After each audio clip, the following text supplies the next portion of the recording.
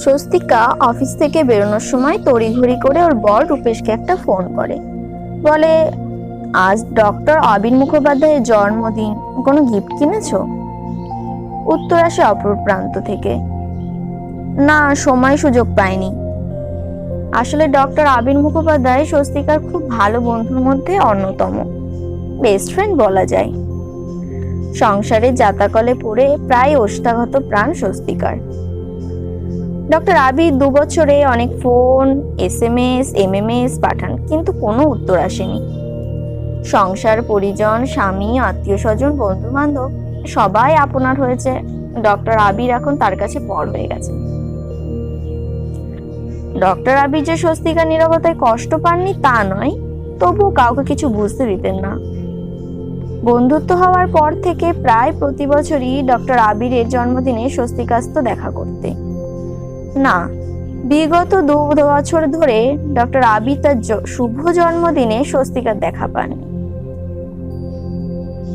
Doctor আবির স্বনামধন্য homeo চিকিৎসক, বহু জটিল কঠিন রোগ আরোগ্য করে সুনাম অর্জন করে চলেছেন। স্বস্তিকার বাপের বাড়ি এলাকার বেহালার একটি কলোনিতে বসেন ডক্টর আবির।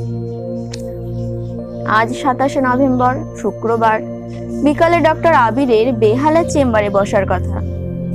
স্বস্তিকা ডক্টর বাবুকে কোনো ফোন না করেই দেখা করতে এবং বার্থডেতে উইশ করতে আসবে বলে মনে মনে ভাবে। হঠাৎ করে চেম্বারে এসে ডক্টর বাবুকে চমকে দেবে। বেহালার একটি সুপ্রসিদ্ধ মিষ্টির দোকান থেকে 5 রকমের মিষ্টি কিনলো। দামি পেন, টি শার্ট, রিসলেট, সাথে একটি ফুলের তোড়াও কিনলো স্বস্তিকা।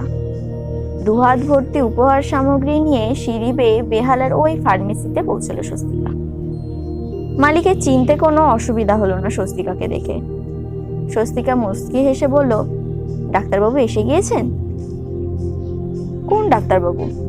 স্বস্তিকা বলে, ডক্টর আবির মুখোপাধ্যায়। কেন, আপনি জানেন না?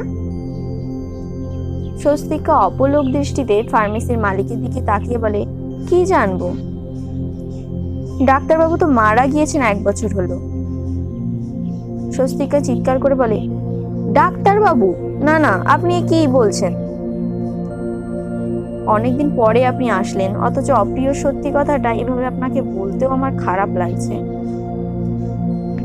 স্বস্তিকা রুমালে চোখ দুটো মুছতে মুছতে বলতে লাগলো, কি করে এমন হলো? কি হয়েছিল ডাক্তারবাবুর? গত বছর 27শে নভেম্বর ওনার জন্মদিনে একটা ছোটখাটো অনুষ্ঠানের আয়োজন করেছিলাম আমরা আমাদের এই অনুষ্ঠান বাড়িতে। সবকিছুই ঠিকঠাক চলছিল, অনেক শুভাকাঙ্ক্ষী বন্ধু বান্ধব আত্মীয় পরিজন এসেছিলেন। কেন জানি না কেক কাটতে কাটতে ডাক্তারবাবু হাউ হাউ করে কাঁদতে শুরু করলেন। আমরা জিজ্ঞেস করলাম, ডাক্তারবাবু এত আনন্দের মধ্যে হঠাৎ আপনার কি হলো?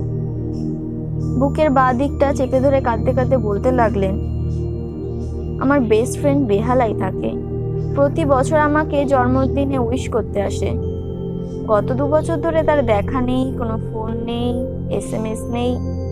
তাকে যে আমি প্রতি মুহূর্তে মনের মণিকোঠায় বেঁধে রেখেছি। অভিমানে আমিও কোনো ফোন কিংবা SMS করিনি। তারপর জন্মদিনে 40টা মোমবাতি উজ্জ্বল আলো দিলে 40টা বসন্তে পদার্পণ করা যুবক ডাক্তারের জীবন প্রদীপটা দপ করে নিভে গেল। আমরা হাসপাতালে নিয়ে গিয়েও বাঁচাতে পারি।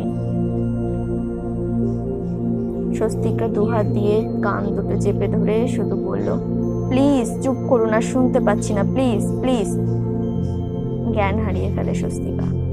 জ্ঞান ফিরতে চেয়ে দেখে সে গ্রিনভিউ নার্সিং হোমের বেডে শুয়ে আছে। অতীত এখন স্বস্তিকার স্মৃতি ক্যামেরায় বড্ড বেশি সাবালক।